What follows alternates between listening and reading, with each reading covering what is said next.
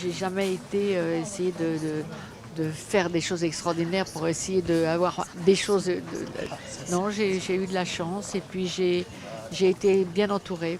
Le 17 avril 2026, dans un appartement parisien fermé au monde, Nathalie Baye s'en va presque en secret, comme si la vie elle-même avait décidé de lui retirer la parole avant de lui retirer le souffle.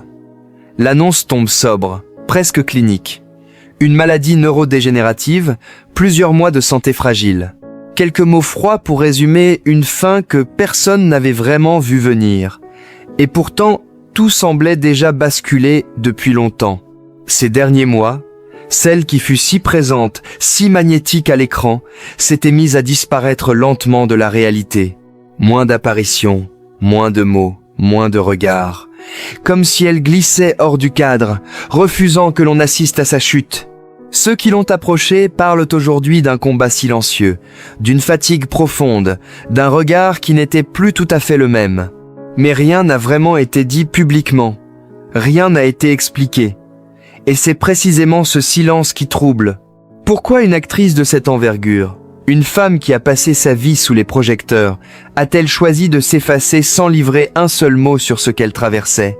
Était-ce une manière de protéger son image, ou une façon de protéger les autres d'une vérité trop difficile à regarder?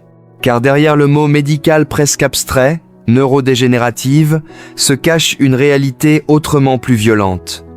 Celle d'un esprit qui vacille, d'une mémoire qui se fissure, d'une identité qui se délite morceau par morceau, bien avant que le corps ne lâche.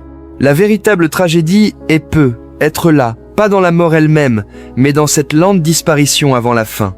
Une actrice capable de faire vibrer des millions de spectateurs par un simple silence, réduite elle-même à un silence qu'elle n'avait pas choisi, une femme forte, admirée, respectée, confrontée à quelque chose que ni le talent, ni la gloire, ni l'expérience ne peuvent repousser. Pourtant, avant ce retrait ultime, Nathalie Baye avait été une lumière éclatante, une présence incontournable, une actrice qui marquait son époque sans jamais vraiment se livrer complètement. Dès ses débuts, quelque chose d'indéfinissable attirait le regard. Une intensité discrète, une vérité brute, comme si elle ne jouait pas, mais vivait chaque rôle. Sa rencontre avec François Truffaut marque un tournant. Sous sa direction, elle révèle une profondeur rare. Le public découvre une manière de jouer déroutante. Pas de surjeu, pas d'artifice, juste une sincérité troublante. Au fil des années, elle s'impose comme une référence du cinéma français. Elle choisit des personnages imparfaits, souvent brisés, profondément humains. Elle refuse la facilité, fuit les clichés. Chaque rôle devient une exploration. Chaque regard une confession silencieuse. Le public reconnaît en elle quelque chose de rare. Une actrice qui ne joue pas pour plaire, mais pour comprendre. Cette quête permanente de vérité la pousse toujours plus loin, parfois au prix d'une certaine solitude. Elle trace une frontière nette entre la femme publique et la femme intime. Peu d'interviews, peu de confidences, comme si elle avait compris très tôt que la célébrité pouvait dévorer ce qu'il y a de plus fragile en soi. Derrière cette maîtrise apparente se cachait une femme de contradiction, forte et vulnérable, présente et distante, admirée mais souvent seule. Sa relation avec Johnny Hallyday reste l'un des chapitres les plus intenses de sa vie. Une histoire passionnée où deux univers se rencontrent, le rock flamboyant et un cinéma plus intérieur.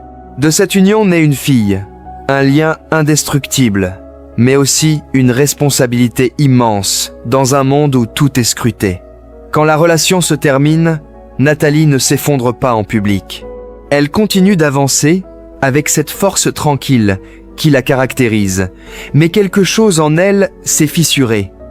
Une forme de retenue plus grande encore, une manière de se préserver. Et puis, insidieusement, la maladie s'est installée. Pas de chute brutale, mais un glissement lent, presque imperceptible. Un mot qui échappe, un regard qui se perd, une mémoire qui commence à se fragmenter. Nathalie Baye, dont toute la carrière reposait sur la précision, l'émotion contrôlée et la mémoire, se retrouvait confrontée à quelque chose qui attaquait précisément ses fondations. Elle a choisi le silence, pas par faiblesse, mais par dignité. Elle refusait de montrer cette transformation, refusait que le public associe son visage à la dégradation. Elle s'est retirée progressivement, réduisant ses apparitions, annulant ses engagements, protégeant jusqu'au bout l'image qu'elle voulait laisser. Le 17 avril 2026, dans cet appartement parisien devenu à la fois refuge et frontière, Nathalie Baye s'en va. Sa fin ne ressemble pas à son image publique. Elle est plus silencieuse, plus fragile, presque intime. Et c'est précisément ce contraste qui bouleverse. Aujourd'hui, ce qui reste d'elle dépasse largement les rôles qu'elle a incarnés. Elle laisse une œuvre, des silences,